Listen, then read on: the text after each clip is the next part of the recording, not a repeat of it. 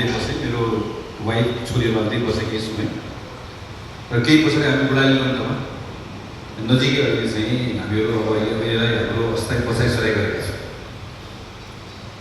त्यहाँ आइसकेपछि अब अलिक थोरै सम्हालिसकेपछि सबैको आफ्नो कुरा थिए। मेरो कान्छो बुवाको चाहिँ म एउटा कुरा थिएँ कि त्यहाँ कान्छो बुवाको कोठामा भएको स्टिलको दराजमा यो कृति प्रकाशन गर्ने भन्ने कुरालाई लगेर राखेर उहाँले यसका केही पाण्डुलिपिहरू होला र आफैले अलिकति ड्रो गरेर राख्नु भएको, म यसलाई छाप्छु र आफैले कार्यक्रमको आयोजना गर्छु भनेर छुट्याएर राख्नुभयो केही पैसा रहेछ। त्यो अब त्यो सबै लिएर जाने भइहाल्यो, पैसा पनि सबै गयो, सबै कागजात पनि गयो। गइसकेपछि अब मेरो कार्यक्रम के हुन्छ भन्ने चिन्ता मलाई थियो। तर कान्छो बुवाले कमाउनु भएको यति धेरै साथीभाइ दाजुभाइ दिदीबहिनीहरू हुन्थ्यो। यो कुरा त अलिअलि कुराकानी हुन साथै कसैले आएर म छाप्छु भनेर आयो, कसैले आएर कार्यक्रमको आयोजना म गर्छु भनेर आयो। त्यो उसको बारेमा दोहोऱ्याएर मैले सोच्नु पनि परेन। आज यत्रो भव्य कार्यक्रमको आयोजना भएको छ, यहाँहरू सबै आइदिनु भएको छ। म परिवारको तर्फबाट यहाँहरू सबैप्रति हार्दिक आभार प्रकट गर्छु। मलाई अलिअलि याद छ, किन धेरै वर्ष भयो मेरो कान्छो भाइ अमेरिकाबाट आएको बेलामा जस्तो लाग्छ। जस्तै कम्प्युटर चलाउनुपर्छ भनेर कान्छो बुवालाई भन्यो। त्यसपछि मेरो साथी दिगेन्द्रले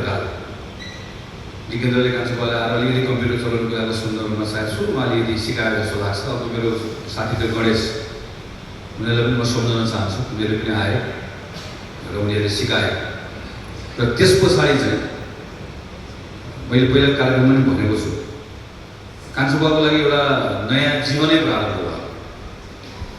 र उहाँको स्वास्थ्यको कारणले गर्दा कोठाभित्र बसिराख्नु पर्ने स्थिति छ के ठाउँमा, त्यो ओछ्यानमा एउटा कोठाभित्र। त्यो बसिरहेको ठाउँबाट जब कम्प्युटर आयो, बिस्तारै कम्प्युटरमा लेख्न थाल्नुभयो।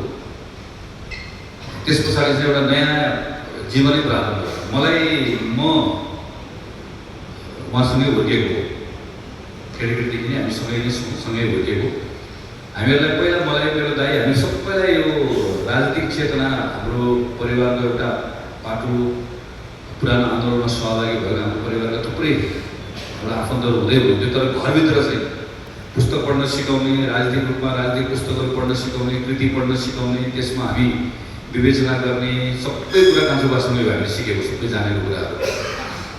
तर लेख्न गाह्रो भइसके पछाडि चाहिँ अप्ठ्यारो भइरहेको रहेछ। कम्प्युटर आइसकेपछि उहाँलाई नयाँ लाइफ सुरु भयो जस्तो भयो र बिस्तारै लेख्दै जानुभयो, लेख्ने, फेसबुकमा पोस्ट गर्ने। र म चाहिँ परिवारको तर्फबाट सबभन्दा बढी हामी र हाम्रो कृति समाज र अरू जति पनि यहाँ अहिले आउनुभएको छ, म सबैले नामले चिन्दिनँ। तर मलाई के कुरा खुसी लागेको छ भने हाम्रो परिवारको तर्फबाट तपाईँलाई एकदम धेरै धेरै तपाईँलाई कोटी कोटी म नमन गर्छु। किन हामी जब घरभित्र छिर्छौँ, म त अब राति जाने आउने कतै हुँदैन। तर आउँदै गर्दाखेरि चाहिँ त्यो कान्छो बुवा ओछ्यानमा यतिकै सुतेर, अनि हामी चाहिँ ल कान्छो बुवा सुरु भयो भनेर भन्छौँ। अनि त्यसलाई अन गरेर त्यहाँ मुक्त गजल भइरहेको हुन्छ, कुराकानी भइरहेको हुन्छ। एउटा छुट्टै संसार छ कि, छुट्टै साथीहरू छ, छुट्टै त्यहाँ आफ्नो कृति छ, रचना छ, त्यहाँ सेयर गऱ्यो होइन। त्यसैले हो यत्रो उहाँलाई त्यो ठुलो मोरल स्ट्रेन्थ दिएको छ। यही कुराले मलाई एकदम ठिक राखेको छ। अहिले पनि उहाँको आफ्नो हेल्थको आफ्नो इस्युजहरू छ, तर एकदमै स्ट्रङ मान्छे हुनुहुन्छ यी सबै कुराहरूमा चाहिँ। अघि नै रेणुका काकीले मेरो आमाको बारेमा चर्चा गर्नुभयो। मेरो आमा सँगसँगै यदि मेरो बुवा महेन्द्र कुमार थापाको पनि चर्चा गरेन भने त्यो पनि अन्याय हुन्छ भन्ने लाग्छ। मेरो बुवाको पनि निरन्तर रूपमा दाइको आफ्नो भूमिका छँदैछ, तर पितातुल्य भूमिका एउटा रह्यो। जसले गर्दा एउटा वातावरण त्यहाँभित्र बन्यो घरभित्र, सबैले एउटा कोसिस गर्ने। तर उहाँकै हो, फेरि आफ्नो इच्छा शक्ति उहाँकै हो, लेख्ने जाँगर उहाँकै हो।